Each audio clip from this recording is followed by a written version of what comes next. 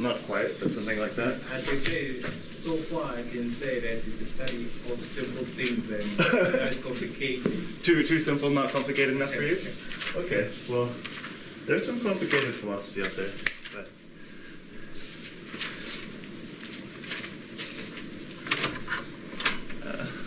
let's find this chalk. Hey, we were just discussing your philosophical interests. Yes. What about my philosophical interests? I think rocket is fine. This is about philosophy of math thing. No, of science. Why are you giving maths? No, I may have to. I'll be back one moment.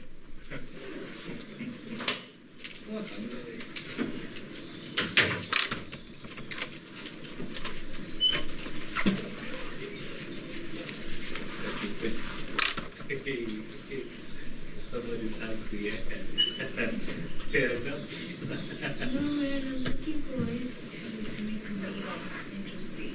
Oh, okay. Besides what she eats. Oh my gosh.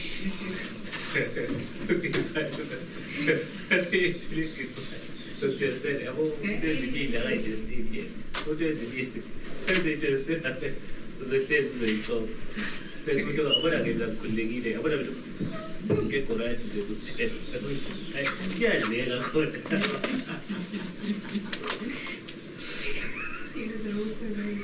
Why are you in such a good mood? What's a mood? What does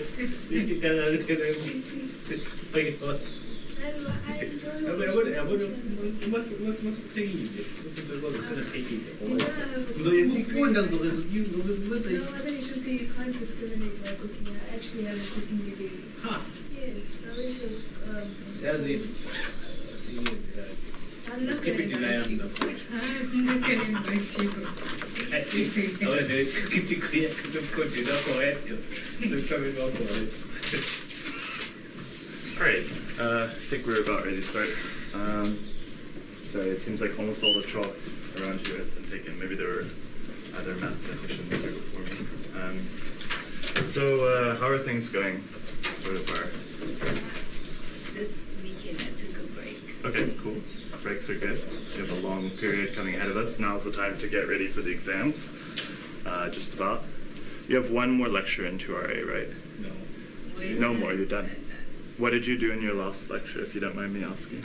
In our lecture, we did if we did a different one, but they didn't the same lecture. Yes, at least I'm going to speak for now.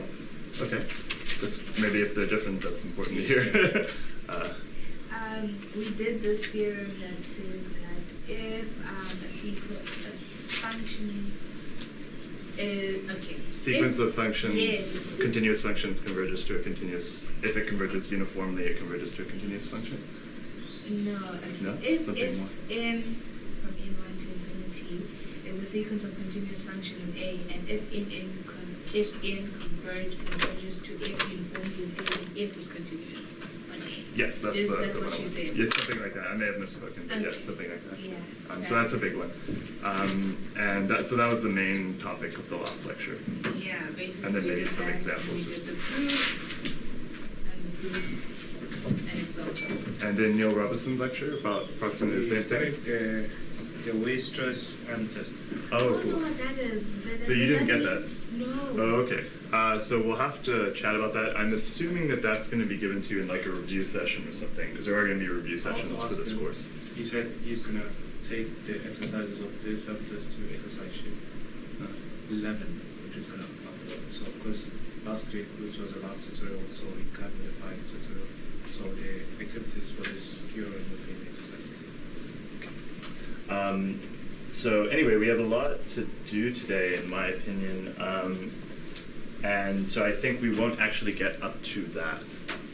We just won't have enough time, so we'll try to get everything sorted up until that theorem.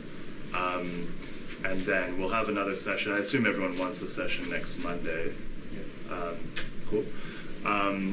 And there will be review sessions for this course as well. I've been told that. What are review sessions? So that should be something like there will be either a lecturer or a tutor in some classroom for like 2 hours taking questions or giving you a once-over over whatever, like a summary of the course or something like that. Since my class didn't do the Vestris M test, is it now examinable? That's a very good question. One of the problems with that is they could say that the Weierstrass M test is not examinable, but it is a useful thing to know to answer certain types of questions. So you might want to learn it anyway. Now, what are you going to do about that? I actually don't know. So this is the first time hearing about sort of one lecturer got to a certain point, another lecturer didn't quite get there. So what I would do is send an email to Neil and just find out. Perhaps the plan is like there will be a review session and some small part of that will be like, oh, by the way, there's this M-test tool. Weierstrass M-test, like certainly wouldn't be examined on the proof, I would imagine. But it's kind of like a convergence test tool. It's kind of like the ratio test or something like that. So what is it testing? What are we trying? What is the tool to help with? It helps with sequences of functions. To prove that they're convergent or uniform convergent? Yes, but let's not focus on that today. But yes, and so the idea would be like, can we discuss what that tool is, what it's useful to use for, and then use it in a couple of problems? Because you could imagine something like, oh, you're asked to show a certain series or a certain sequence or whatever converges of functions, then you'd want to use that maybe. It might just be faster than something else you already know. I don't think in general that series of functions or sequences of functions are going to be the main focus of the exam, but you might have one question on it. So I what is the main focus of the exam? I don't know. Summarizing the whole course. So let me rephrase the question for you. What if you were the lecturer? What would you make the main focus of the exam? Right, and this is something you should ask yourself in preparing for every single exam. You should say, based on what I know from this course and based on what my tutors and my lecturer have emphasized to me over the course, what would I put in the exam if it were me? First of all, what are the sort of 4 or 5 main ideas? In other words, different areas. So we had like kind of construction of the reals and like all the sort of rules around like what literally are the real numbers. Like they satisfy certain axioms. You have like a completeness axiom. You have a least upper bound kind of property. All that kind of stuff, Archimedean property. So sort of construction of the reals, so like main properties of the reals. Then you have like a whole bunch on sequences, just like different results about sequences. What kind of sequences converge, what kind of sequences don't converge. First principles definition, Cauchy sequences are also a big one. Cauchy sequence converges. Sequence is Cauchy if and only if a sequence converges in the real numbers. Not true in the rational numbers. So stuff like that. Then you have series. That was sort of the next big idea. And so what happened under series? We said, okay, well, can you calculate the limit of a series? Can you say whether a series converges or not using like a list of different tests? Okay. Then after that, we started talking about functions. Okay, limits of functions, continuous functions, uniform continuity. Those are sort of the 3 big things there. And then after that, we go to sequences of functions and series of functions. I don't think you did much on series of functions, but you can go there as well. Once you have a sequence, you can make a series. Did you do a series? Yes, we did. Yeah. Yes, we did. Yeah, but that's what I would say. So just like sit down and like glance over the notes if you need to, or look at the syllabus. I mean, there's a sort of a syllabus there, and even ask the lecturer, email the lecturer, or go to their office and say, with like the syllabus, and be like, can you just remind me what things are in the exam and what are not? Then you have big ideas there, and then you're like, okay, what are the 3 big ideas for each of these sections? And then what are the key theorems I need to know? And then what's a reasonable example for each of these theorems? So there's a theorem that says like a certain function is continuous. Okay, can I write down certain obvious functions that are continuous and prove that? Can I write down certain functions that are not continuous, obviously, and then prove that? And then are there weird examples where it's like a function that kind of might not be continuous but is, or something like that? So little key examples that match up to each of those big ideas. So it's a lot of work, but that's sort of the process I would go through over like the next 10 days.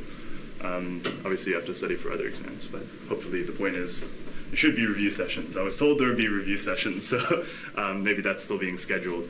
But I would imagine that like either that's what's going to happen in the review session, or if not, you should go to the review session prompting the lecturer or the tutor for that kind of layout. like, please could you give me a prototypical example of a uniformly continuous function? Please could you give me an example of a function that is not uniformly continuous? Please can you tell me why they're different, or something like that. Or you can ask them, you could just pick their brains, like, hey, if you were going to ask us a question on like continuous functions, what kind of questions would you expect us to know how to answer? And they could say, "Ooh, I don't want to tell you," but they really should. You know, so those are all sort of like tips I would give you at this point. But I think we should get going on our stuff for today. We can talk about, so we'll definitely do next Monday. It sounds like no one's against that. We could do a longer thing next Monday. I'm not against that as well, if that's like a request. And yeah, it's a bit unfortunate because probably it'd be better to meet more frequently for shorter times. But anyway, because last Monday is the last time I'm going to see you before the exam, so we probably have a whole lot to do in there. But and it's also going to depend on what the review sessions look like when those are. Because if they're on Friday, then that's quite helpful. But if they're on like Monday or Tuesday or something, so I think your exam's next Wednesday or something. Next week Wednesday. Yeah. So that's the situation. So yeah, exam is again. Yeah. But anyway, all right. Let's begin for today. So I did get an email about, I got more than one actually request for certain specific topics to do today. So I'm going to blow through like one or two of those, and then what we're going to try to talk about is, sorry, I just made a kind of note of this. Do I even remember what we're going to talk about? So we need to talk about continuity, uniform continuity, and if we have time, uniform convergence, because those are sort of the big ideas. They're also the easiest ones to be completely confused about until you understand them, and then they're actually not that hard. So we want to put some time into that, because it sort of represents, like if you get a question on uniform continuity and you're not really sure how it works, you're just going to lose all the marks, whereas it's actually not a big hurdle to go over to understand how it works, and then free marks. So. But okay, so first there was a request to just kind of jump back to TUT 10 on some of this little brief stuff on topological things or closure. So I just want to answer that question quickly. So there was this thing that said like, hey, we're on TUT 10, question 2b. And it said, you know, you have A, comma B are subsets of R, and we were asked to show that A closure equals A closure, okay? So it seems kind of silly, but it's actually a reasonable question to ask. Like, is the closure of the closure equal to the closure? Can you kind of like closure more? Or like once you take a set and you make its closure, what happens if you do the closure of that? And the key idea here was, you know, A closure, sort of we had definition that the closure of A is the smallest in the sense of subsets. Well, actually, let me not write in the sense of subsets. Let me just write exactly what I mean by that afterwards. The smallest closed set containing A, okay? And what did we mean by smallest? What we mean by this is, i.e., if B is closed and A is a subset of B, then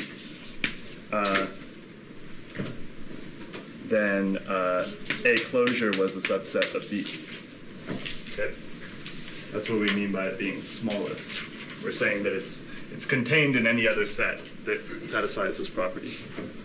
Okay, and this really is the fastest way to solve this question. Now, another way to solve this question, to work this out, would be to start considering sequences and things like that. So you take an arbitrary sequence, you look at its limit, you know, its limit has to be inside the closure, and then you kind of argue both this direction and that direction. But okay, let's just go the fastest possible way, the most elegant way is going to be just using this characterization directly. So we know that when we want to prove that two sets are equal, remember, we always just want to do this. We want to prove that this is a subset of this, and that a closure contains a closure. So we want to prove both of those. That's the same thing as proving that these sets are equal. Yeah, question? With this, if A was an open set between 0 and 1, Mm-hmm. and B was open at 0 and closed at 1, is A a subset of B? Because it just includes 1. Sorry, so you have A equals 0, 1. Yeah. B equals, which one's closed? 1 is closed, yeah. And Like that? Yeah. Okay. And then, isn't the closure closed on both sides? Yes. Therefore- So the closure of this would be 0, 1. The key idea is you add in all the limit points. Yeah, so is A not a subset of B? This is not a subset of this. Why? No, is A not A? A is a subset of B, yes. A is a subset of B, but a closure is not a subset of B. Or if B is closed? Exactly. Oh. So B wouldn't satisfy this. But that would be a closed set that contains A. You see this has to be a subset of that, yeah. All right, so we got to prove sort of our subsets in both directions to show that these two sets are actually equal. Okay, so let's pick one first. This is in the solutions, but we'll just talk through it if there's any confusion. So proving that. So first, let's prove this one. Okay. So the idea is we want to use this definition to argue that this has to be inside of here. So the point is that a closure, okay, so we're proving this direction. A closure is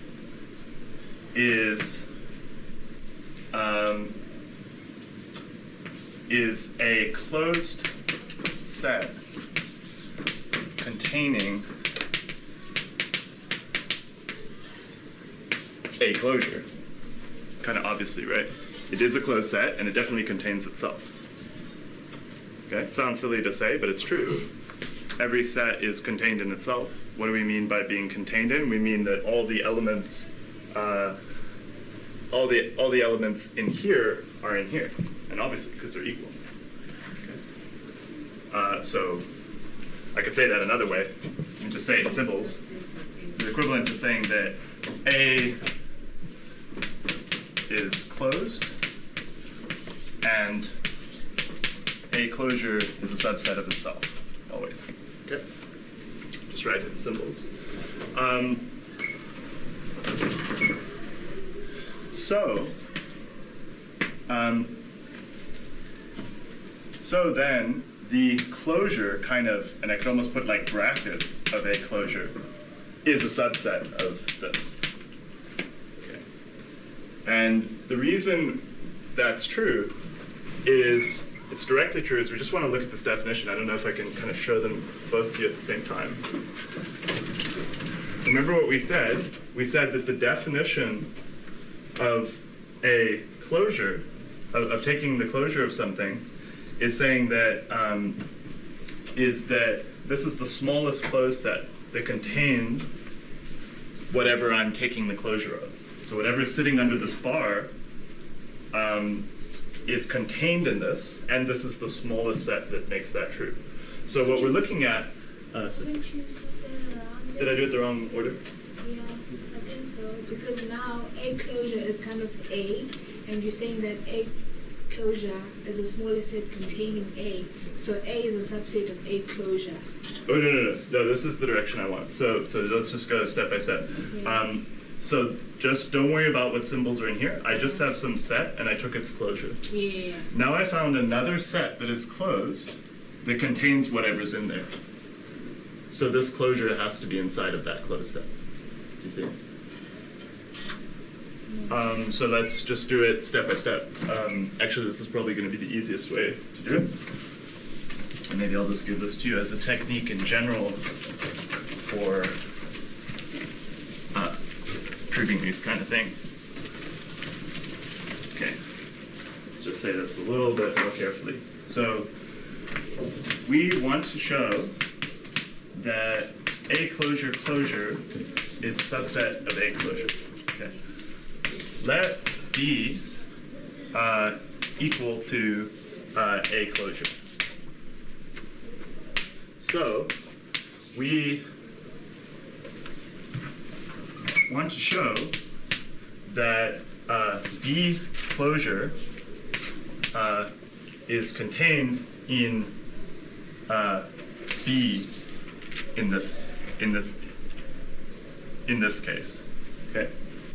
This is not true in general, but it's true if B is equal to the closure of something. Okay.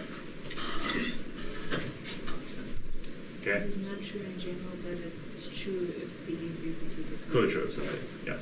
So the closure is not necessarily contained in any set. But I'm saying particularly when I choose B equal to the closure of something, this is true. This is what we want to show, and it is true. So let's just see why that is. Okay, so since B equals A closure, B is a closed set. Okay, you agree with that? Also, B is contained. It's gonna look silly to write. B is contained in B, certainly. So,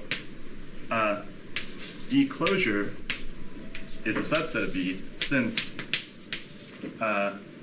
B closure is the smallest closed set.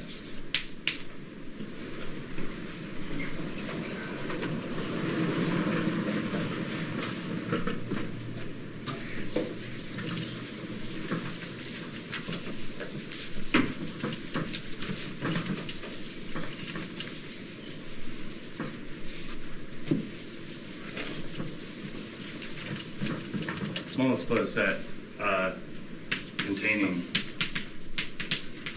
B. So let's just talk through this. So since B is equal to the closure of A, B is a closed set. Do we all agree on that so far? Okay. That's kind of also part of where the name closure comes from. It's like taking a set and making it into the smallest closed set version of itself. So B is a closed set. And B is always contained in itself. B is always a subset of itself. So I found a closed set that contains B. Okay?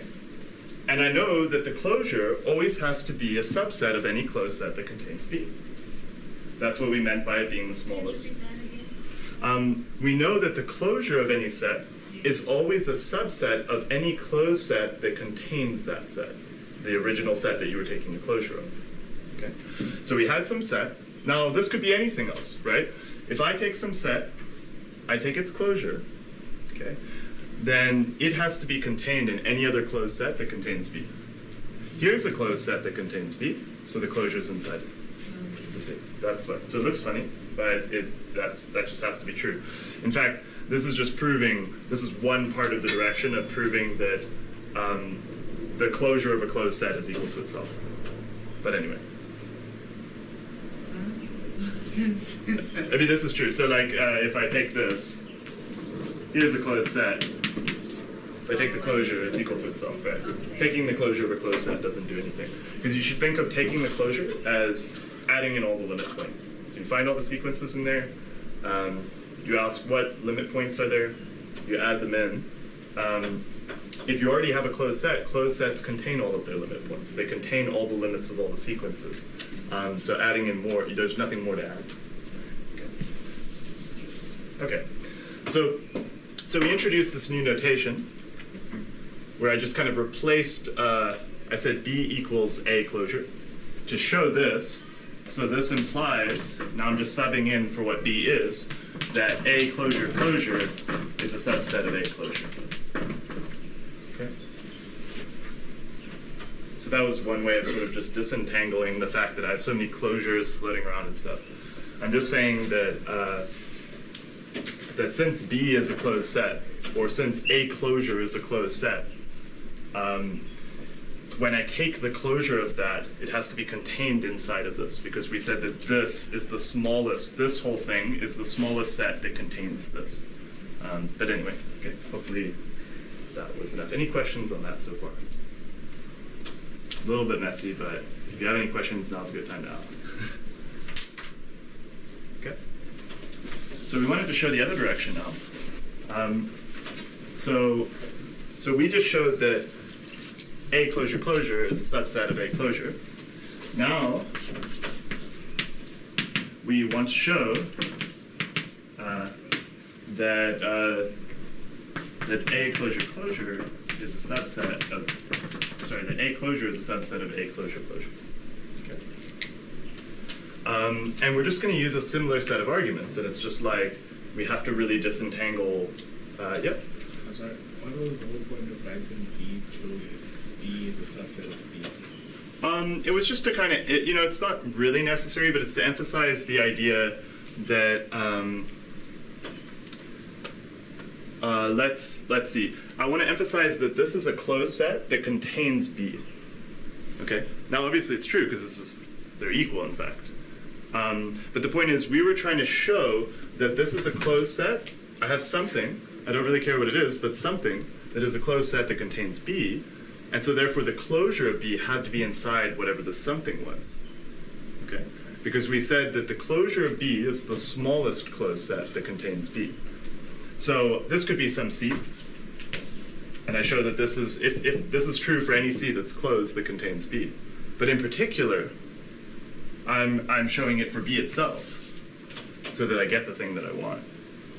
Does that make sense? A little bit. Okay, cool. We can talk through it more, but otherwise maybe it just takes time to look through and have it settle in. Okay, so now we want to show the other direction. We want to show that A closure is contained in A closure closure. Okay? It's a little bit weird to say, but we're going to use a similar idea. So we're again going to kind of show that that this thing is a closed set containing something useful, so that it means that the closure has to be inside of it.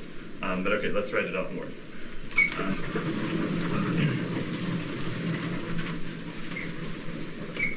So notice that A closure closure is a closed set,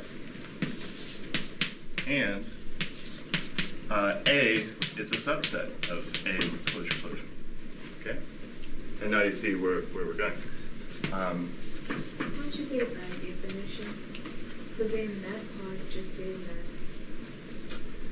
the closure of any set is the smallest set that contains that set, and now it's a closure of a closure. Mm-hmm. Like it contains the closure, which is what that does. What do you want to modify? I think you're just saying the same thing, just faster. Yeah, like, do we have to write down, because this is the definition of the closure. Just about. I mean, you might want to remark that this truly is a closed set. It's kind of obvious, but I mean, so there is a little bit of a tension of like, how soon is it obvious the thing that you want to say? I think you lose very little by writing a quick sentence, because then it definitely convinces it. But I agree with you, it is like straightforward. But yeah, there is that slight emphasis that this really is a closed set containing A. Maybe it's not obvious that it contains A, but I mean it kind of is. Maybe it's not obvious that it's closed, but it kind of is. So maybe that's obvious for you. But okay, so we just notice that this one is just some. We don't worry about what it is. It's just some closed set that contains A. Okay, that's what I mean here. A is inside of this. So by definition,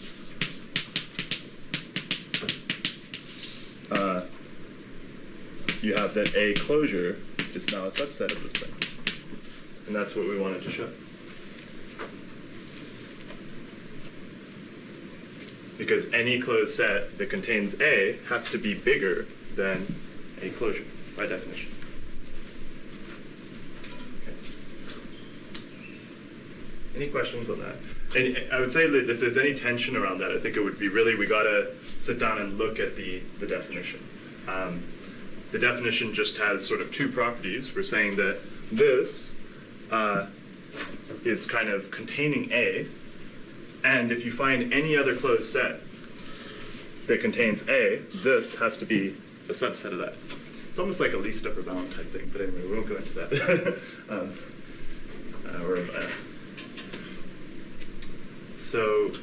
So yeah, are there any more questions on that? Because there was a specific request to work through this problem. I'm glad that it's useful to several people, but any more questions on that? And more or less, this solution is written out exactly in the solutions you're given on Rula. But hopefully, talking through a little bit, having it recorded, having some notes on it, hopefully, if you're still not 100% sure, you can go back and check that. You can go back and check this and really get it to settle in.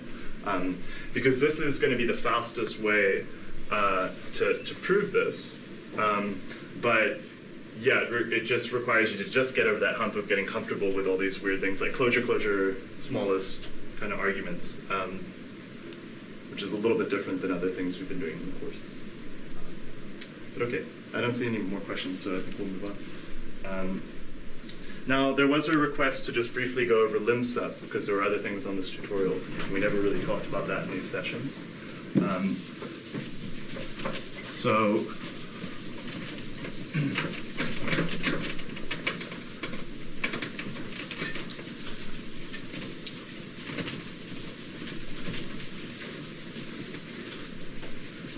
I'm going to write kind of tut 8 up here, or sorry, tut 10. We're not going to work through any problems on this in the interest of time, because I think hopefully if I explain it well enough to you, you'll now know what to do if you have any problems, and you are given solutions for these problems. But what we want to talk about is lim sup / lim inf. Like kind of what the heck are these? Why do we care about them? You know, where did this come from? So let me kind of draw a picture for you to show you what these are, and then we'll worry about why these kind of fancy definitions you're given actually matter.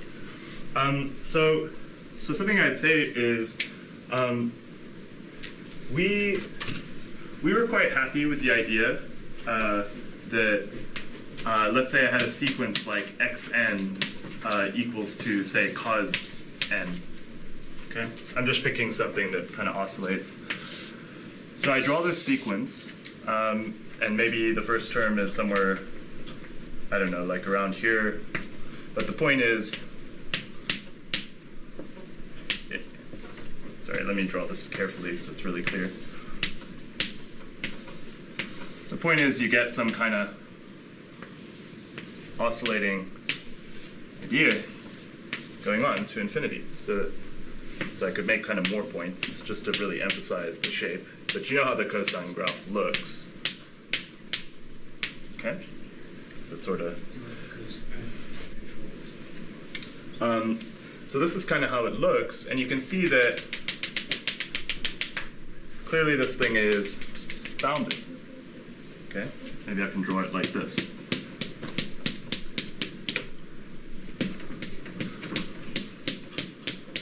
Okay? So we know, we've been saying wherever, that xn is bounded. Okay? And we know what the bounds are. Okay? So that's all very nice. Now,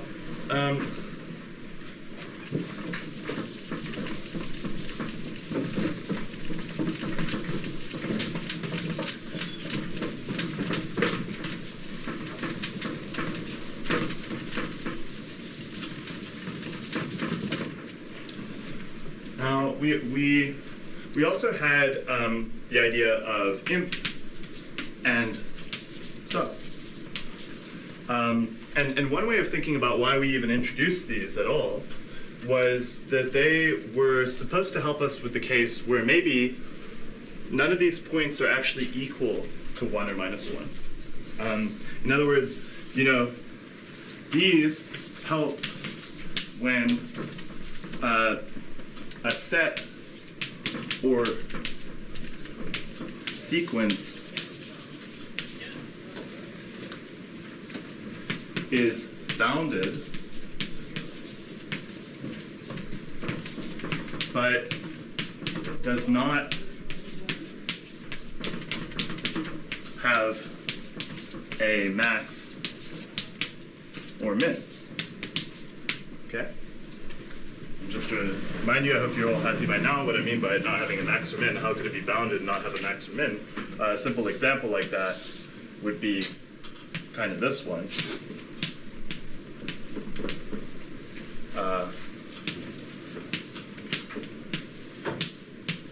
So I could write here, e.g. xn equals 1 over n is bounded below, but has no min. Okay? But has inf equal to 0.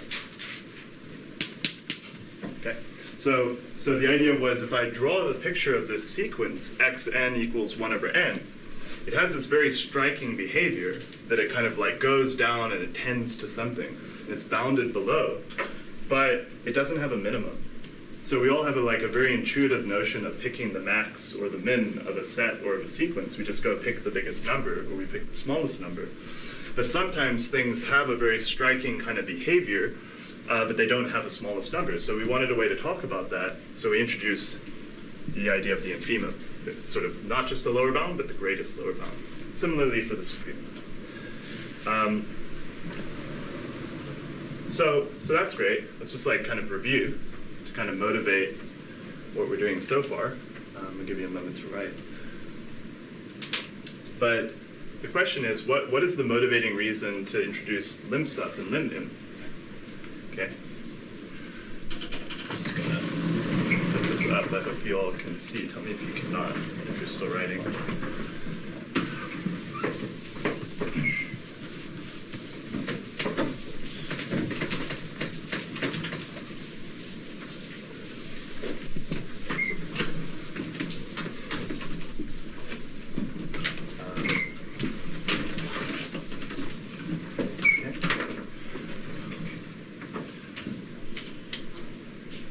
So I'd say, but what if I have a sequence that looks like this?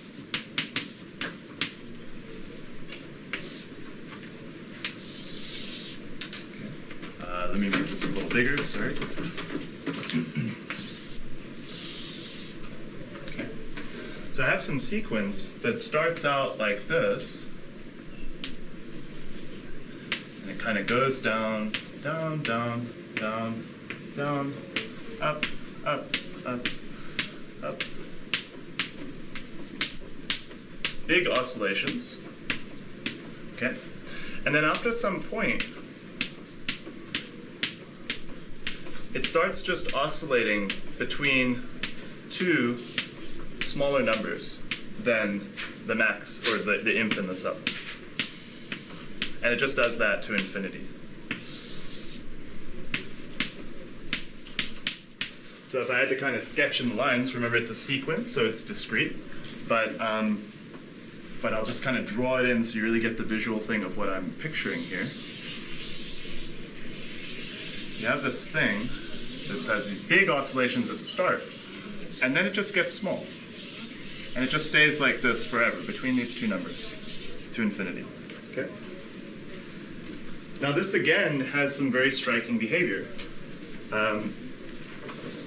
It's kind of, this part is bounded in some way by special numbers, and this part also has some stuff we can say about it.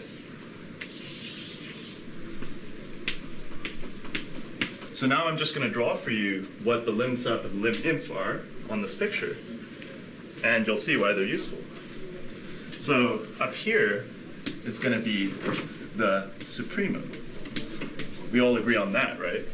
Everything further along is less than this. Okay, so that's the of the whole thing. Because remember, when you do the supremum, you just count up all the values and you just say, what's the least upper bound of all those values? And then over here is the infimum. Okay? Now, do we see that the supremum and the infimum are kind of insufficient to tell us about this? This series, or sorry, sequence, could have all sorts of weird behavior over here, and the supremum and the infimum just don't tell us anything about that. They might be just too affected by this early behavior as it's going down, as n increases from 1, 2, 3, 4, 5, all the way on. So this bound here is the lim sup. And this bound here is the lim inf. Okay. That's the picture I want you to have in your mind. If you ever get a question on the lim sup or the lim inf, that's the picture. As you go along, does it ever tend to something where now as you go to infinity there are some really well-defined bounds above and below? Then that will be your lim sup and that will be your lim inf. Okay?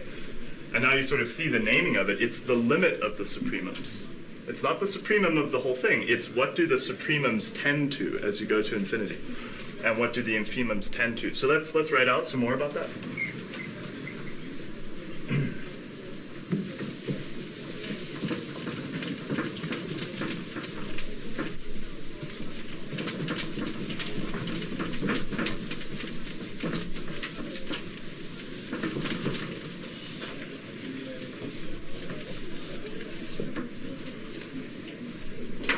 So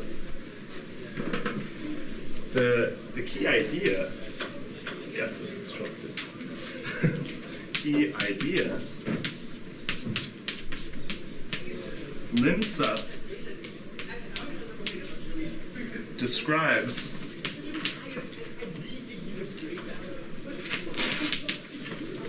the limit of the supremums. Okay? i.e., forget the first terms of the sequence.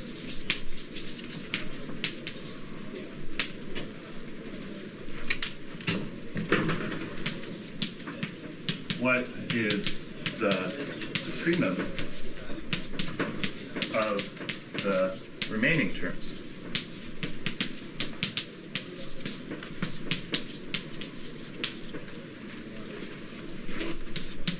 Similarly, for lim inf. Next slide. Okay, so just talk through this. So I'm saying the lim sup describes the limit of the supremums. What do we mean by the limit of the supremums? We mean, look at your sequence, forget the first few terms of the sequence. What is the supremum of the remaining terms? So I'm looking at the sequence, and I go to here. Let's say I just go to this point here, and I just throw away these numbers. I just forget about them. I pretend I don't know them at all. And then I ask, what's the supremum of the rest? Okay, it's still this. I go over here. I now draw a line here. I forget like all this stuff to the right.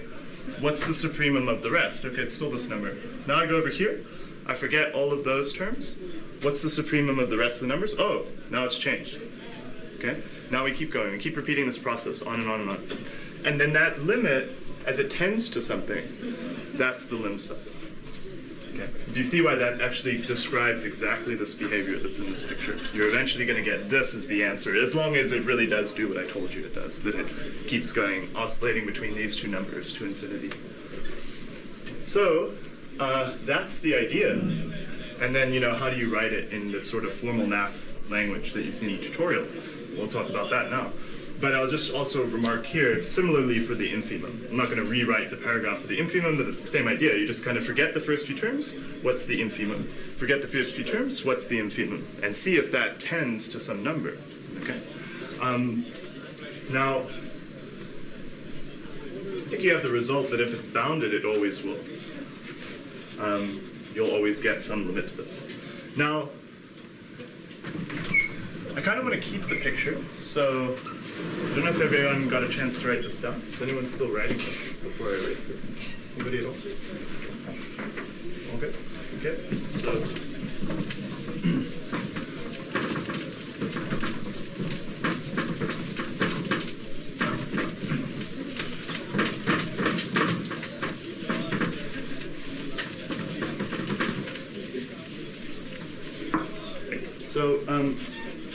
So the key idea, another key idea that I want you to really drive home, and this is actually proved in TUT 10. Let me just check what question it is. I think it's the last question.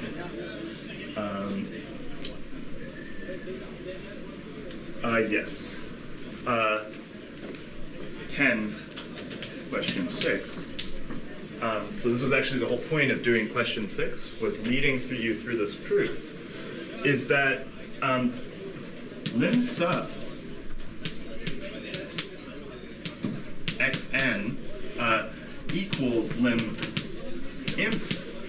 Let me actually use an just to emphasize that I don't necessarily mean this sequence, I mean any sequence, is equivalent to saying that an converges to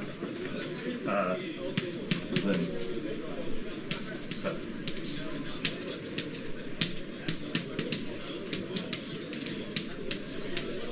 Okay. So what am I saying here? If the lim sub is equal to the lim inf, then this sequence actually converges. And the number that it converges to is this number, whatever this number is. Similarly, if a sequence converges, then its lim sub equals its lim inf. Okay? The proof of this, you're led through this in question 6 of TUT 10. But let's just look at the picture and see why that makes sense.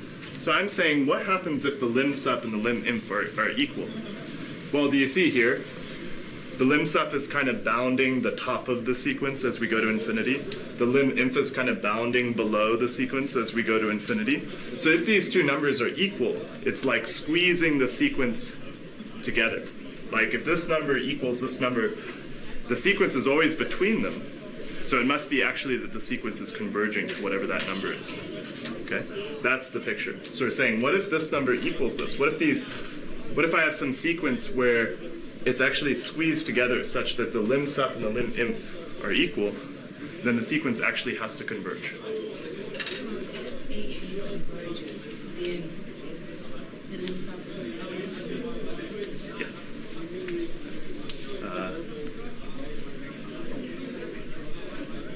Yes, that's absolutely right. So it's equivalent. You get an if from the end. And I hope that that's just sort of plausible from the picture. The lim sub is telling you what happened if you forgot about all of the stuff that happened earlier in the sequence, past a certain point. What's the upper bound? And if the upper bound and the lower bound are tending towards each other, then the sequence has to converge by sort of almost like a squeeze theorem type argument. But the full argument is outlined in TUT 10, question 6. So we don't really have time to go through all this. Again, I'd also say you should be aware of it because it's in the tutorial, so it's fair game for the exam.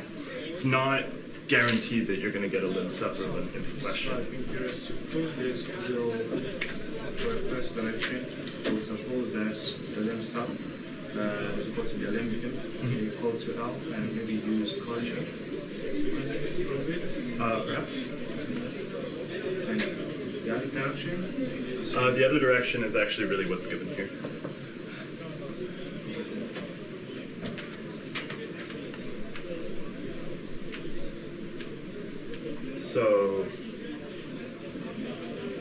Yeah, I'm gonna have to think about your question a little more, but certainly it's gonna be something like maybe just using the triangle or something like that and showing that, because certainly AN is always, AN past a certain capital N is always below this number and always less than this number and greater than this number.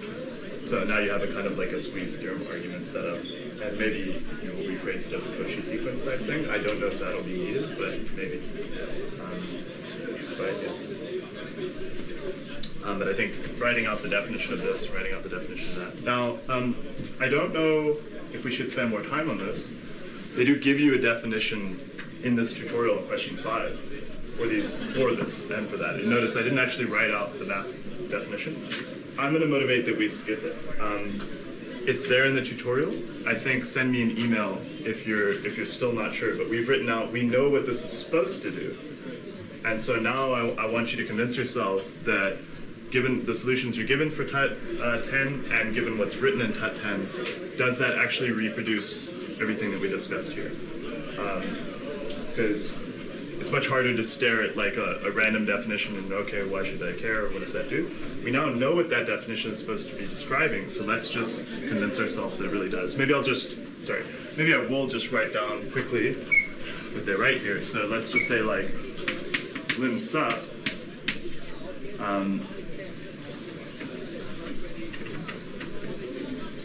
or really one way of doing this sort of piecewise is you'd say something like this. Like you'd say let Bn equal the supremum of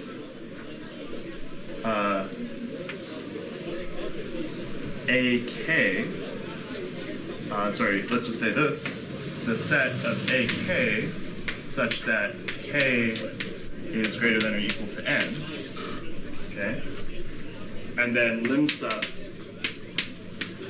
AN, let's say this, AK is equal to the limit of Bn as n goes to infinity. Okay? Now that looks fancy if you just saw that on its own, but let's compare with the picture. What do? I pick a certain value of n. So I'm picking some point along the sequence, let's say there, n. Okay? I'm making a set where I put in all of the values of AK, my sequence, where the index is bigger than or equal to n. So I'm taking all these numbers over here, and I'm just putting them in a set. That's what this set is. Okay? And then I just take the supremum of that set. Okay? And that exists. Okay? Because it is bounded above. Yeah, because this depends on that n. So I have a list. Yeah, so I get one number is going to be Bn. Then what is B? No, it will change. So let's just be very careful on that. So I'm giving you a formula to calculate each term in the sequence. So let's just check. So what is Bn plus 1? That's equal to the supremum of the AKs, where the Ks are now greater than or equal to n plus 1. And that may be a new number. It might not be. It might not be. So like if I was over here, I could keep getting the same number, but eventually it changes. So that would be n, there's n plus 1, you see. And then, so this makes a sequence for me of numbers. I get a number for that, I get a number for that, and then I just take the limit of that sequence. The limit of the B n's as n goes to infinity is equal to the lim sup of AK, or AN. Can't make up my mind what I want to do there. And so this, do you see how this kind of reproduces that? But anyway, that's in your tutorial. I don't know if we should spend a lot more time on that unless they're like burning questions. So someone said like, can we work through some of the things? But I hope that now if you go to like say, maybe I'll just make a note of this. If you go to kind of, I would say, do TUT 10 question 5, particularly question 5b, there's some examples there. So just do them. Like, see if this picture now that you have in your head matches up with the definition, and see if with those two things we can just do, like, say 3 or 4 examples and just do them quickly. Like, can I write down what the sequence looks like? Using a picture like this, can I figure out what the lim sup or the lim inf are? And then check in the solutions. You have solutions for it, so double check that your intuition is matching up with what's there. Okay. Any more questions on this? Otherwise, I'm going to move on to like a wildly different topic. Okay.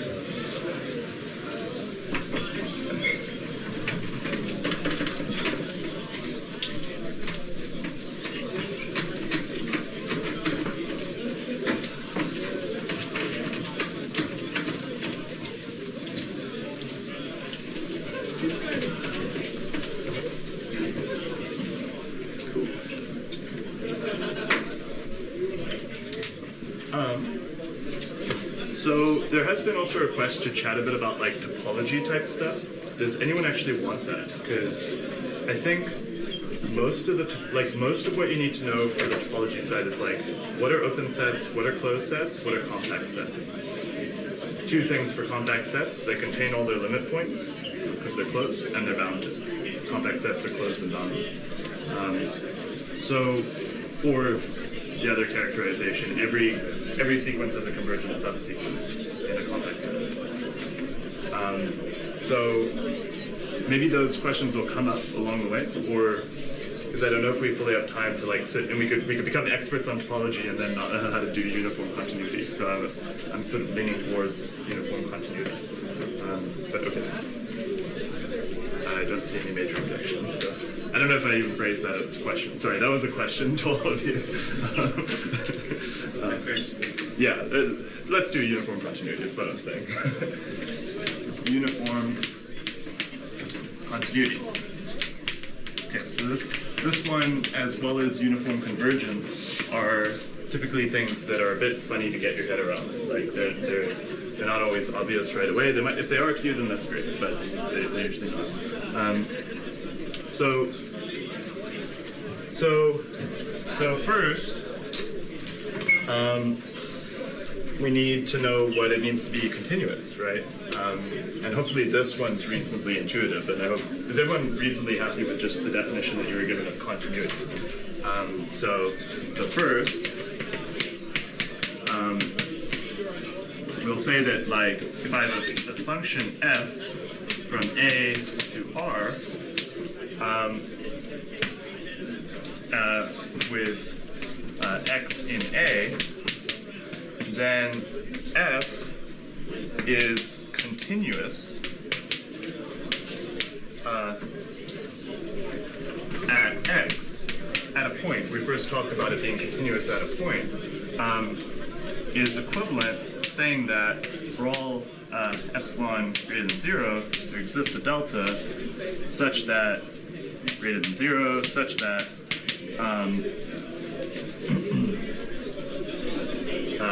let's say it this way.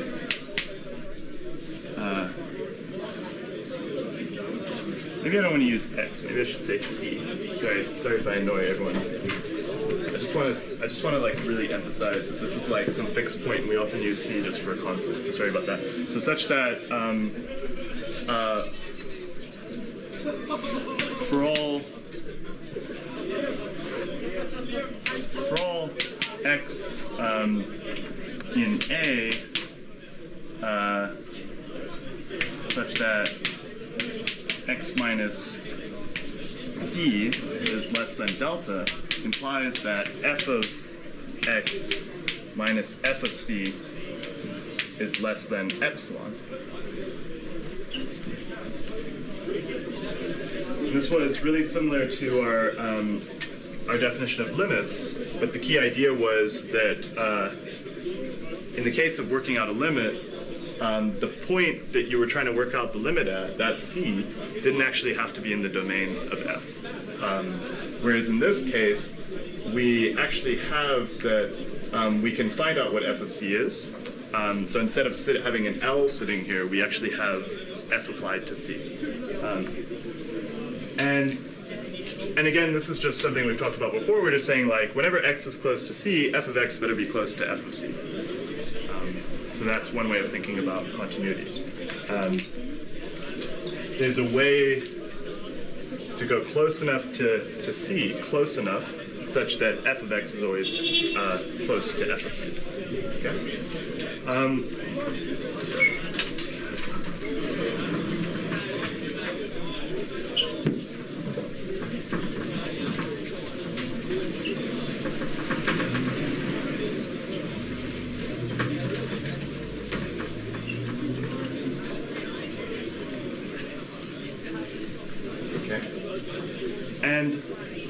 And then we said, like, definition, f is continuous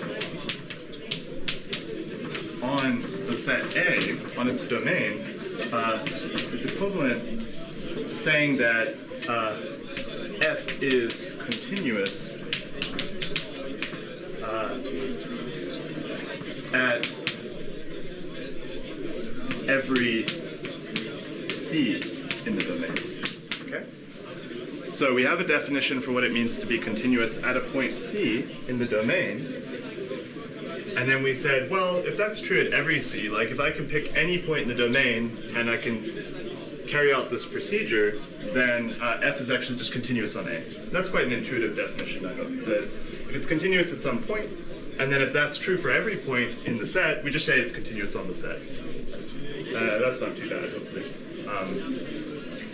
And we could do some examples, and we'll come to that in a moment, where you just pick some function that you expect to be continuous, like f of x equals 2x or something like that, and can you show that it satisfies this? Yes, you can. And we'll do some stuff in a moment. But now, the question is,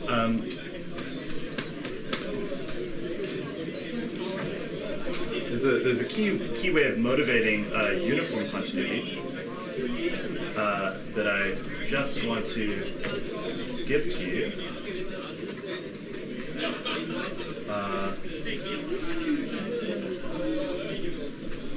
And just give me 1 second. I want to just check something before I say it.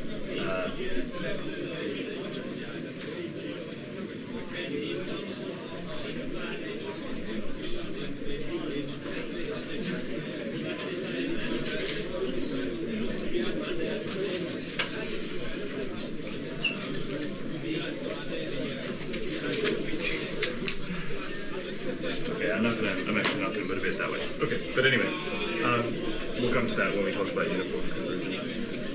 All right, so we came up with this next definition.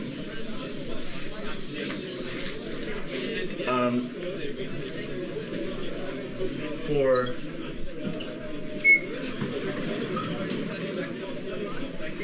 I wonder at which stage I should emphasize this. Maybe I'll say it. Maybe I'll say it now. Let's actually write out this definition. So f continuous on A, I'm going to write it out very carefully. We're going to say that for all c in A and for all epsilon greater than 0, there exists a delta such that for all x in A with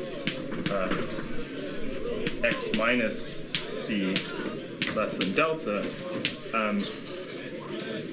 this implies that f of x, let's write it down here, this implies that f of x minus f of c is less than epsilon. Okay?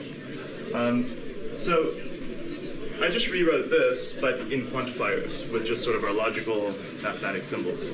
And the reason I want to do that is I want you to, for now, just make a note of this quantifier. Okay? The point is, we pick a point in C, we check if it's continuous there. We pick another point in C, we check if it's continuous there. So we're saying, given any C, and given any epsilon, we carry out the procedure. Okay? Now,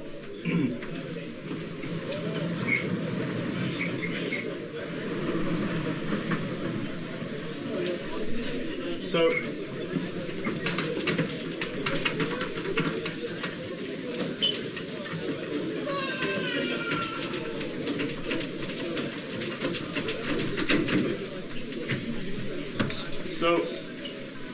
what I want to emphasize by that is this means that given both C and epsilon,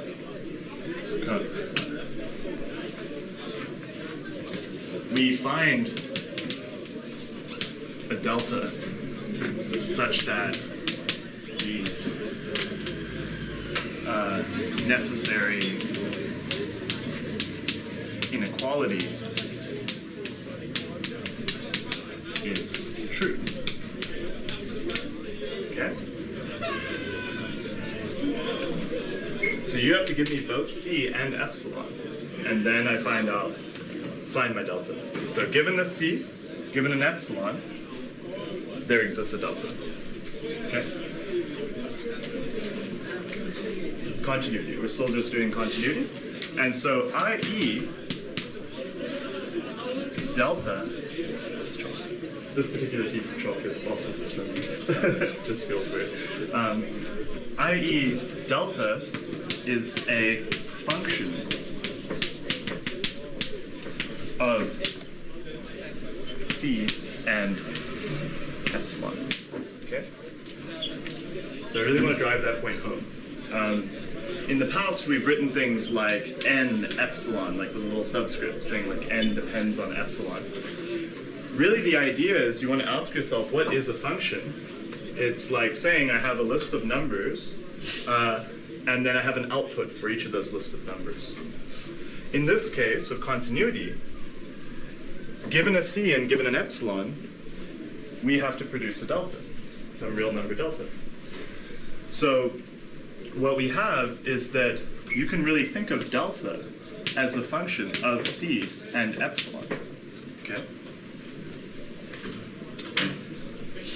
And if you wanted to write this really formally, I don't know if you care too much about this, but if you wanted the exact formal way to write this, you'd say delta is a function that takes in inputs from the set A, the domain of F, and inputs from positive real numbers, R plus, and then it gives you a positive real number. Okay. But the key idea is just that, if you want to say it loosely, delta depends on both C and epsilon. You have to specify, if you read this definition, in the past you have to specify both C and epsilon. So in the past we've always played the game when we were trying to prove that like a sequence was converging. I'd say you give me an epsilon, then I provide you a capital N. There exists a capital N. If we wanted to show that a limit exists, we play a game, you give me an epsilon, I show you that there exists a delta. Okay? In this definition, you see you have to give me both the C and the epsilon to show that there exists a delta, for it to be continuous on that whole set. Okay.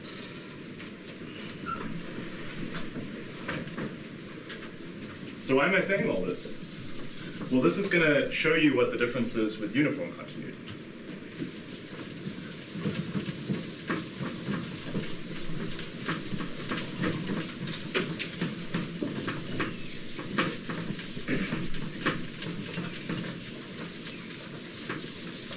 So,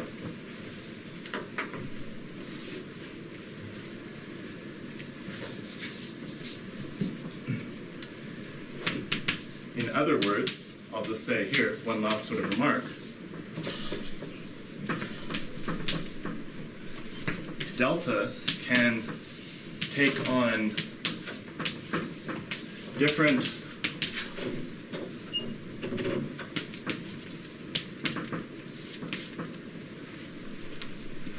values depending on whether, or depending on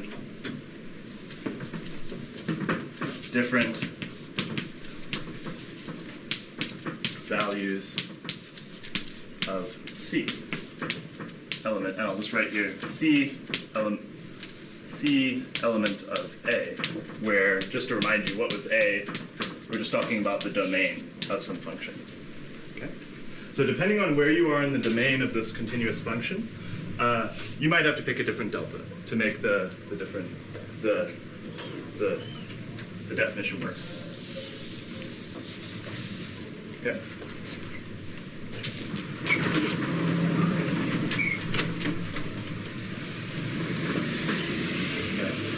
If f is uniformly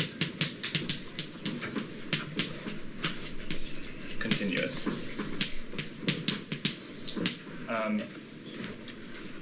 a single delta will work for every C simultaneously.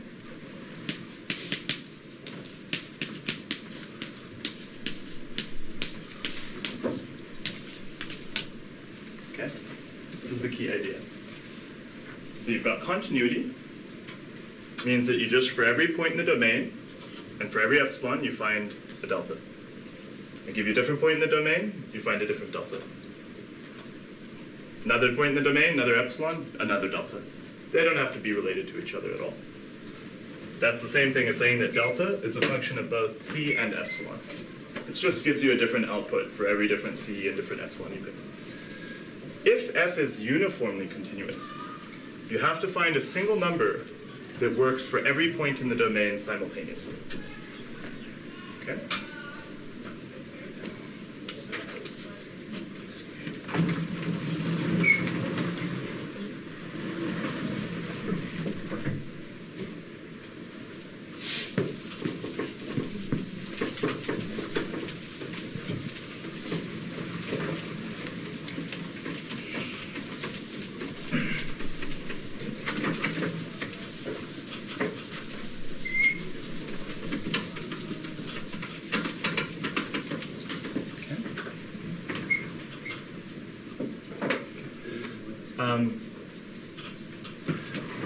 I'll just say, so in other words,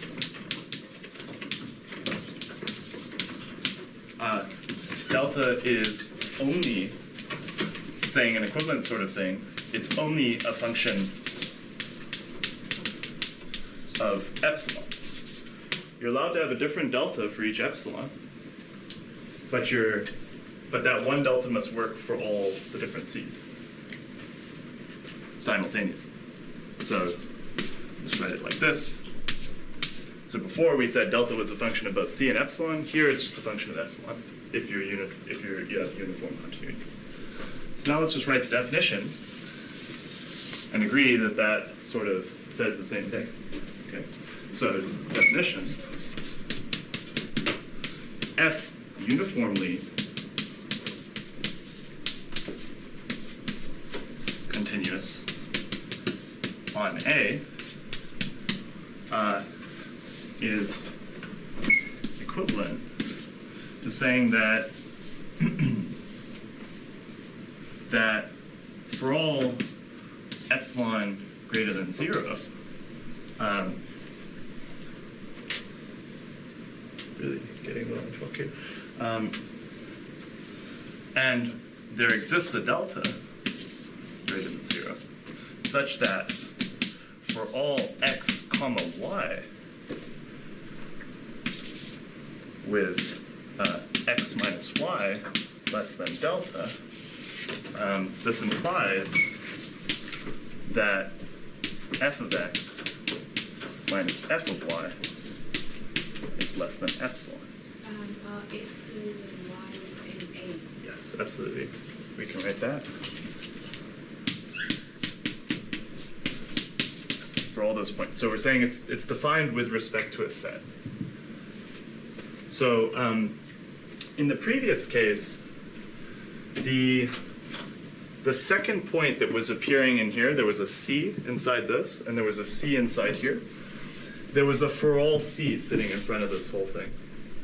And that represents the idea that at the start you had to pick a C, you had to pick an epsilon, then there existed a delta. In this case, we don't have that sitting outside. You get a C for all, or sorry, you get an epsilon you're given an epsilon, then there exists a delta such that this is true, simultaneously for all these x's and y's in there. So this is the, so you could quite reasonably be given the question where they say something like, they write out this definition, or and they say, explain why this means uniform continuity and not just continuity. And you could say, well, the point is this delta works for all of the x's and y's because of the order of the quantifiers. Yeah. What does this mean? The W? Oh, that was like with. You could just delete it. Sorry, that's my own style. It's kind of bad. It's not really a mathematical logic symbol. I just said with. You could. I could write here like when this is true, this is true. That's all I wanted. Yeah. Sorry. Yeah. When you wrote this down, what is the difference between it's just being continuous because you can literally swap the Y with C? Exactly, right. So that's what I was just saying. So you have, in the case where it's continuous, okay, don't write this down, what I'm about to do. When it's continuous, you would have, that's my yellow chalk. When it's continuous, you would have a, for all y there, and this y would not be here. So And this would mean you have to be given a y, given an epsilon, there exists a delta. That's the logical ordering of saying that the delta depends on the x and the y. okay. Because it comes, given this, there exists. Okay? Now, we don't have that. We have this. Okay? So you're only given the epsilon. So given this, there exists a delta. There exists a single delta such that every time this is true, this is true. Okay. You see? And that's the same as what I wrote out in words, sort of very long form in words. Simultaneously, this one delta has to work for all of these, given an epsilon. And this is like a little bit subtle, but it's like a key idea because it's something people love to ask you. Love to ask that in the exam. Love to ask you. They write this down, tell you, why is this different from being continuous? Just looking at these. Now, I don't know if you'll be this harsh, but sometimes there are exams where they'll write this definition and they'll write the other definition. They'll say, which one says uniform continuity? And you're under exam pressure and you're like, man, where did the logical quantifiers go? What I'm suggesting to you is try to reason it out the way that we laid it out here. We started out with the definition of continuity at a single point. Then we said to be continuous on a set meant to be continuous at every point of the set. So that's why the quantifier went outside. You started out with the definition of continuity at a single point, and then you said, oh, this has to be true at all the points. So you just stick it outside. And then the thing that makes this different is that now the delta really can't depend on that point that you're at. The delta has to be simultaneously true for all the x's and y's, which is why they appear after the delta. So I really hope we can kind of drive that point home. And if there are any questions on that, we should definitely bring them up now. But also, we've got a recording, we've got notes. We can do some examples as well to get that going.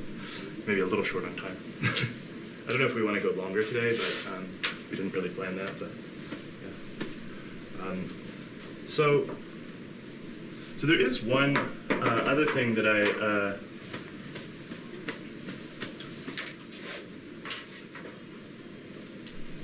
need to show you. I need to show you a few things actually. So we definitely need to do some examples now to make this kind of reasonable. So let's check that out.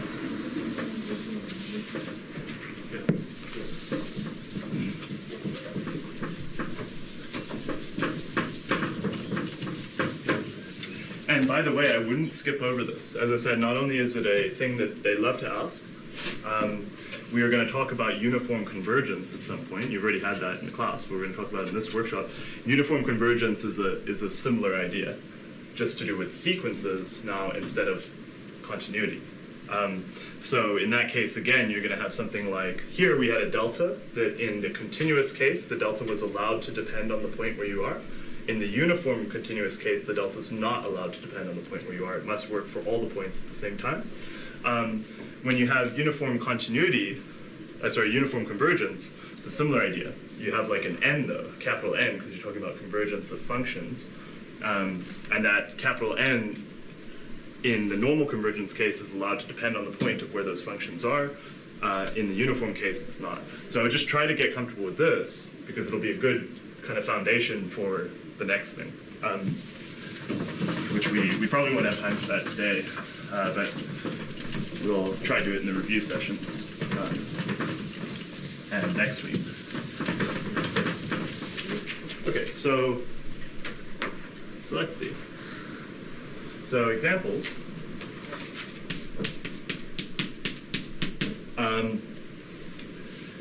We are going to show that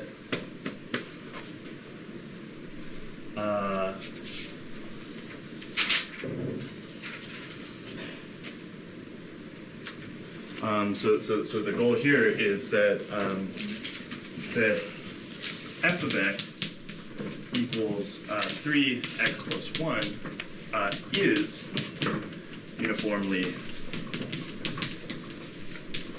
continuous on, is it on R? Hopefully on R. And yes, and then, so this is actually in the textbook, so I apologize if anyone's been carefully reading the textbook, but if you want to follow this up, just right here, C. Abbott,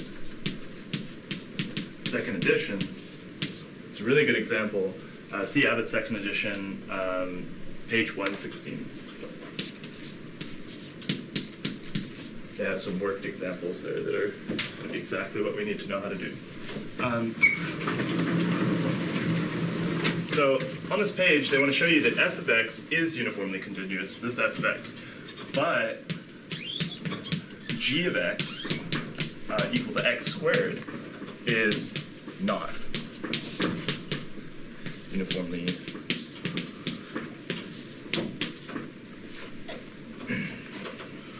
continuous on R. Okay. Notice also that I dimension the set I'm talking about. The domain really does matter.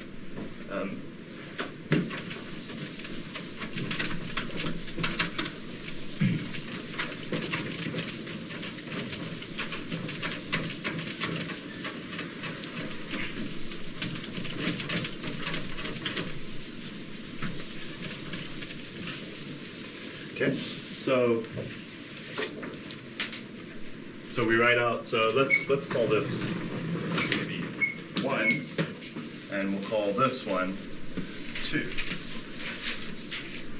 Okay. Hopefully we have time to do both. So let's do 1. Okay.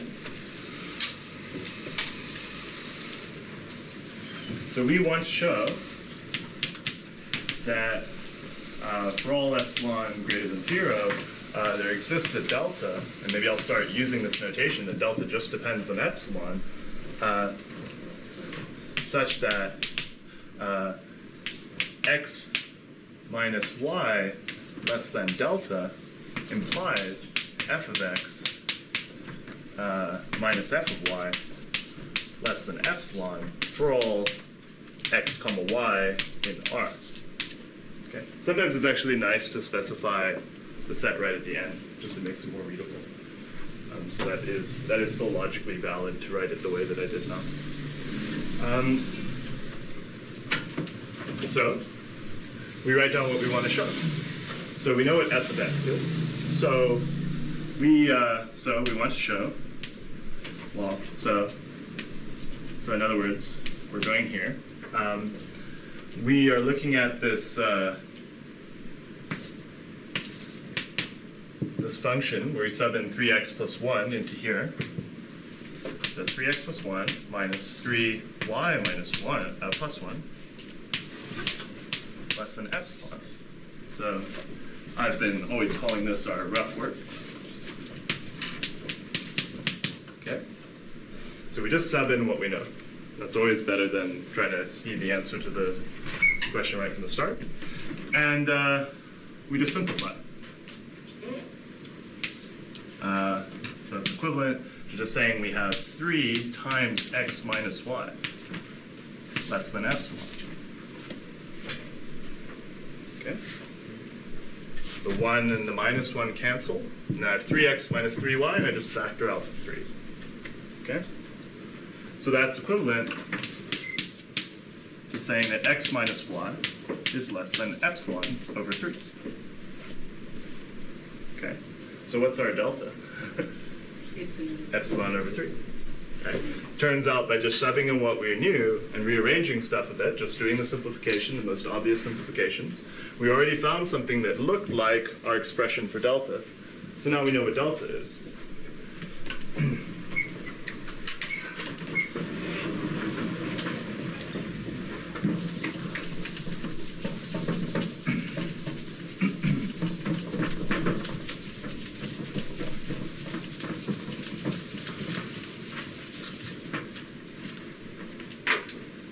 So, since, I'll write this very carefully, because remember, we're not just proving continuity, we're proving uniform continuity. So if we want to claim this is delta, it better not depend on either x or y.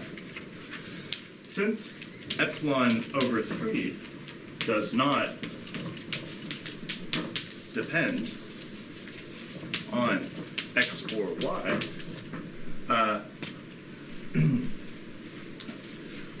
we can choose delta of f as a function of epsilon to equal to epsilon over 3.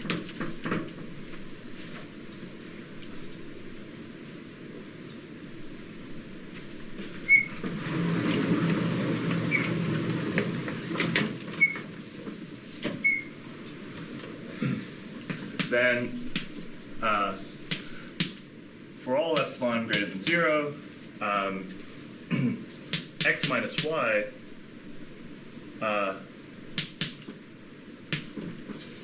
less than delta, or sorry, epsilon over 3 implies that f of x minus f of y is less than epsilon for all x comma y in R. And we're done. I didn't take the time to sort of write out formal proof, but that's what we wanted to show, right? We showed that there does really exist a number, given that epsilon, that makes this expression true for all x and y in R, and the delta didn't depend on x or y.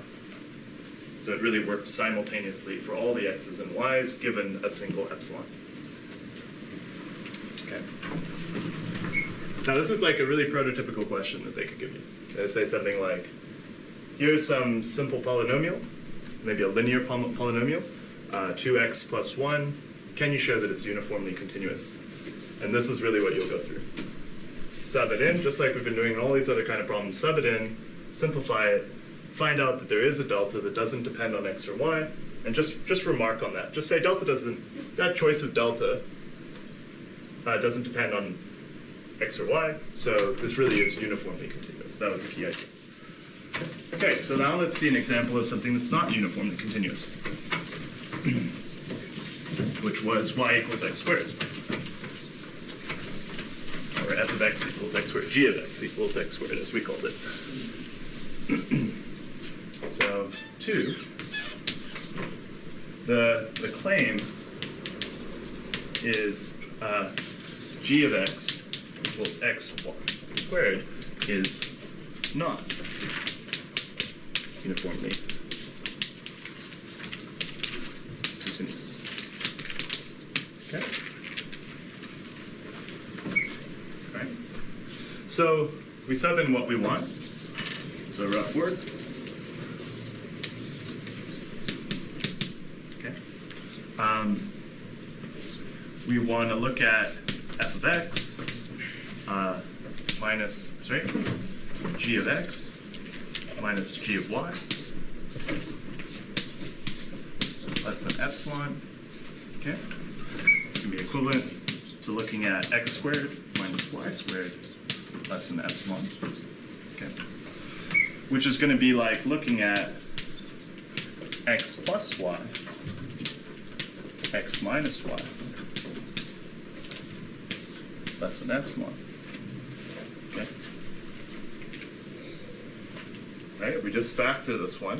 Sort of jumps out at us, we have a difference of squares.